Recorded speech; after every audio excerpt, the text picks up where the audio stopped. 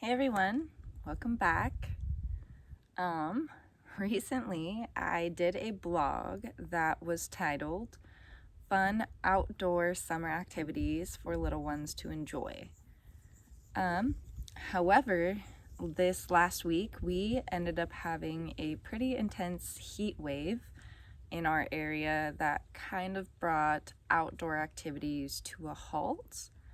Unless it was water activities, but even then we could only do it for short amounts of time before we had to come inside and cool down and kind of restore ourselves back to normal, which prompted me to make this week's video, which is fun indoor summer activities for little ones to enjoy. I know I'm outdoors right now. This is just the best spot for me to film these videos, but these activities can be enjoyed from the comfort of your home. They're like most activities that I try to talk about, where they're either no prep or extremely low prep. They're affordable, if not free, and easy and fun. So whether you have older little ones, younger little ones, or a combination of the two, I have an idea for all of those situations. So without further ado, let's get to it so you can have some fun with your little ones. So the first one I'm going to talk about is for if you have a combination of older and younger little ones in your home. This activity can keep them both engaged and occupied and having fun, and there's different ways to stretch out the activity time and thinking skills as well. So you are going to take an empty container, whether it's a bottle. You're going to take the label off.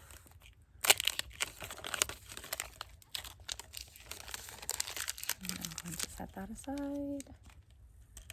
So you're going to take your empty bottle, can, container, whatever it is that you have lying around or can get or find, something that closes. And again, you can use whatever you want to for this activity, whatever you have around your house, whatever you want to pitch in to buy. It's totally up to you. For the purpose of this video, I'm going to be using basic everyday items that most people have in their homes, just to show that, again, no prep time, as well as super affordable. So I have some pasta here in my empty bottle, and I'm just going to take the lid off. And you want to rinse out and thoroughly dry out whatever container you're using. And then I'm just gonna take some pasta and I'm just going to drop it into the container. So the way this works for both older and younger little ones is if you have a younger little one, you're going to make one of these ahead of time yourself, give it to the younger little one to be occupied and enjoy, while you are then able to focus on the older little one and help them make their own one of these. And it's just a little noise maker in case you haven't been able to tell yet.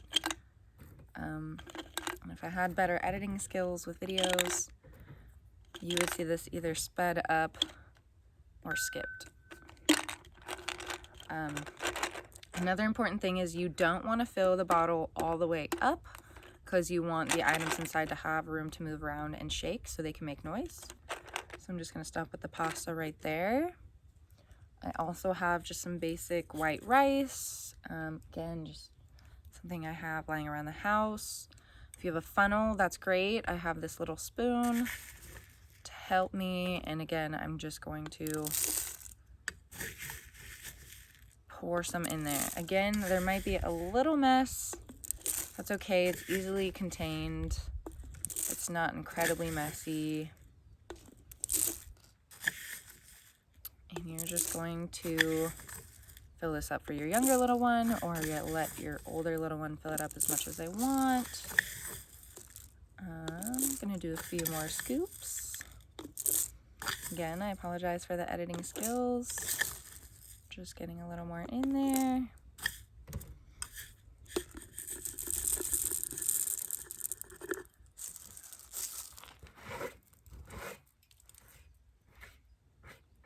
And then you can use, like I said, whatever you want. If you have little craft jigs that you can put in here, like little bells and stuff, that's awesome too. And then you're going to want to hot glue or super glue the lid on. I don't have any with me right now, but it's for two things. It's to prevent messes, obviously, from coming out, and it's also to prevent choking hazards for the little ones. So once you've got that lid securely intact, hand this one to your younger little one, and then make a new one with your older little one. And it's not only a visual stimuli, but it's an audio stimuli. You can also decorate this to have more visual stimuli for your younger little one. You can let your older little one decorate their own however they want. Again, to extend that activity time. And it's just an easy DIY noisemaker. And it's a great activity for if you have different aged little ones. So try it out, have some fun, let me know what you think. This next activity is for older little ones. And it's a lot of fun. It's the same thing that can be done outdoors, but with a little twist to it. And it is just a scavenger hunt. There can be prizes involved if you would like. There doesn't have to be. There's, again, ways to extend this activity to make the time last longer and to keep little one engaged in different ways. So what I do is I write a first clue that then leads the little one to an item, but I don't leave the next clue on that item. I will leave that item actually out of its typical place from where it normally is. And that way, when the little one is able to solve the clue and find that item, they can then engage with that item if they choose to, or if they're too excited and want to continue on with the scavenger hunt, we can have them put it back in the place where it belongs, and that's where I'll leave the next clue.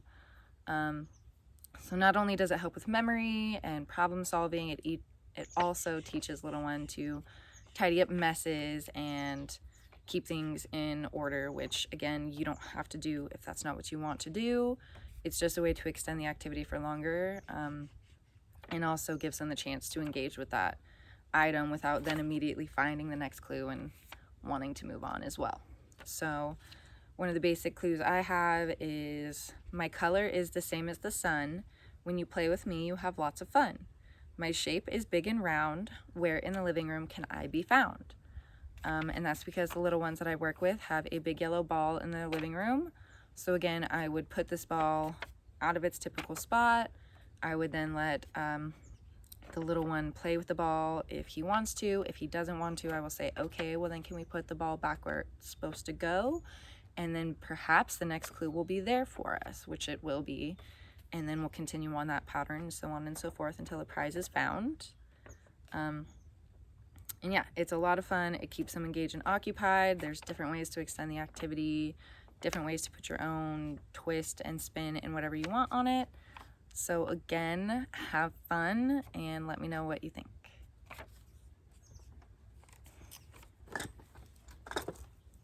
And then this last activity is for younger little ones, and it is a great way to keep them occupied for a decent amount of time. Again, that depends on your little one and how well they do this certain activity. But I have a basic bowl here with some graham cracker crumbs in here. And these should actually be minced up a little finer, especially for younger little ones. Perhaps in like a food pulser or a blender on like the liquefy, purify type setting. But for the purpose of this video, I just smashed it up in the container. And I'm just going to add a little bit more. And you can use whatever you want and feel comfortable with giving your little one, whether that's crackers or oatmeal or baby cereal or you name it. So again, this is up to your discretion what item you want to use. It's just so that if the little one puts it in their mouth, it's no big deal. So, got some crumbs in here. And they're just crackers, so the little one eats them, it's okay. Like I said, you're going to want to use your knowledge and intuition on the size pieces for your little one. So definitely do that.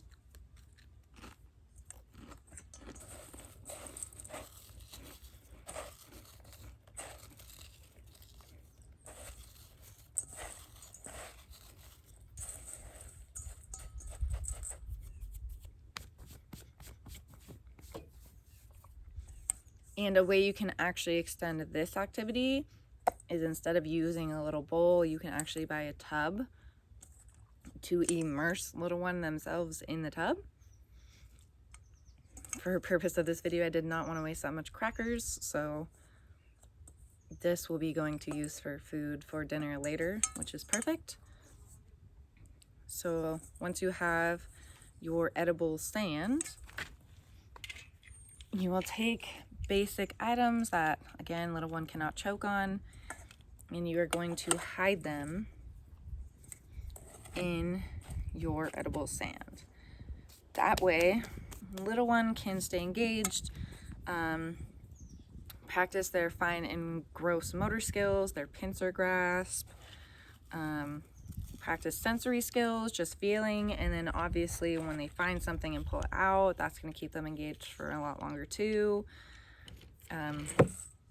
Again, if you use a tub to immerse them in, there's a lot more stuff you can bury and keep them occupied for longer finding.